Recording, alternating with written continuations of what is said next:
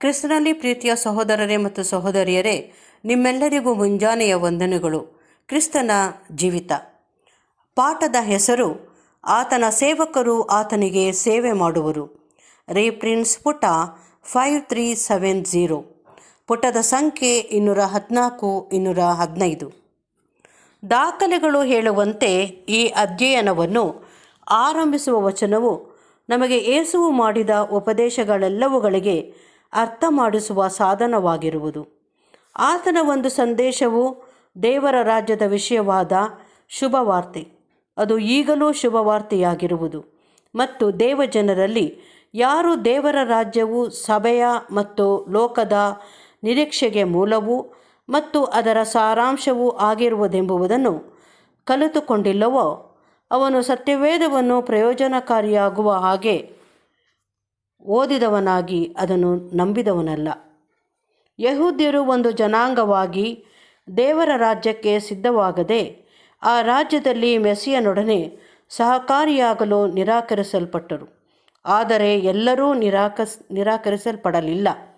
ಆದುದರಿಂದ ನಾವು ಓದುವುದು, ಯಾರ್ಯಾರು ಯೇಸುವನ್ನು ಅಂಗೀಕರಿಸಿದರೋ ಅವರಿಗೆ ಆತನು 50ಮ ದಿನದಂದು ಮೊದಲು ಬಂದ ಪವಿತ್ರಾತ್ಮನಿಂದ ಹುಟ್ಟುವುದರ ಹಾಗೂ ಅಭಿಷೇಕಿಸಲ್ಪಡುವುದರ ಮೂಲಕವಾಗಿ ದೇವರ ಮಕ್ಕಳಾಗುವ ಅಧಿಕಾರವನ್ನು ಕೊಟ್ಟರು.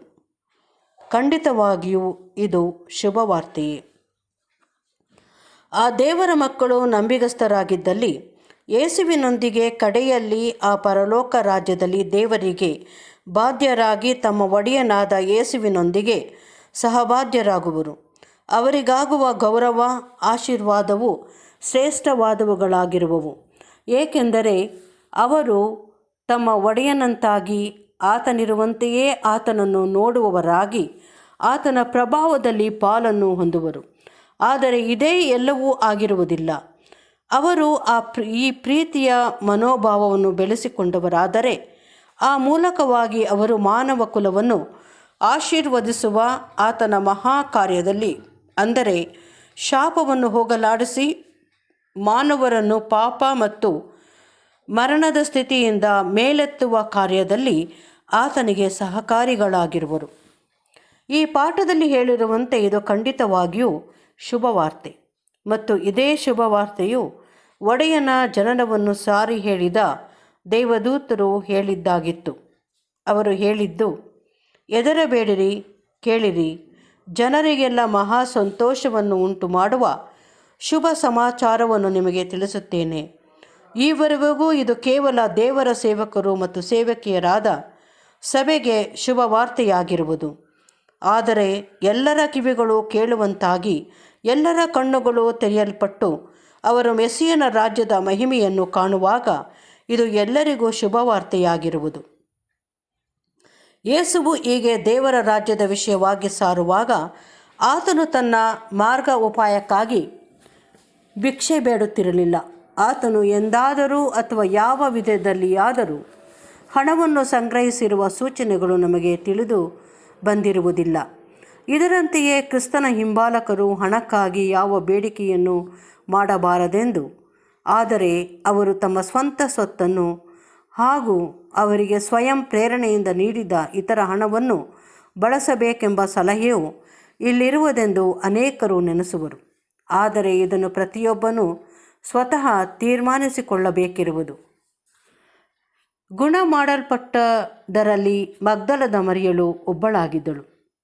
ಕರ್ತನು ಆಕೆಯಿಂದ 7 ದೆವ್ವಗಳನ್ನು ಬಿಡಿಸಿದ್ದನು. ಇನ್ನೊಂದು ಮಾತಿನಲ್ಲಿ ಹೇಳುವುದಾದರೆ, ಈ ಬಡ ಹೆಂಗಸು ಮಾನಸಿಕವಾಗಿ ಅಸ್ವಸ್ಥತೆಯವರ ಆಶ್ರಮದಲ್ಲಿರುವವರ ಸ್ಥಿತಿಯಲ್ಲಿದ್ದಳು. ಆಕೆಗಿದ್ದ ತೊಂದರೆಯು ದೇಹದ ಅಂಗಗಳಿಗೆ ಸಂಬಂಧಿಸಿದಂಥದ್ದಾಗಿರಲಿಲ್ಲ.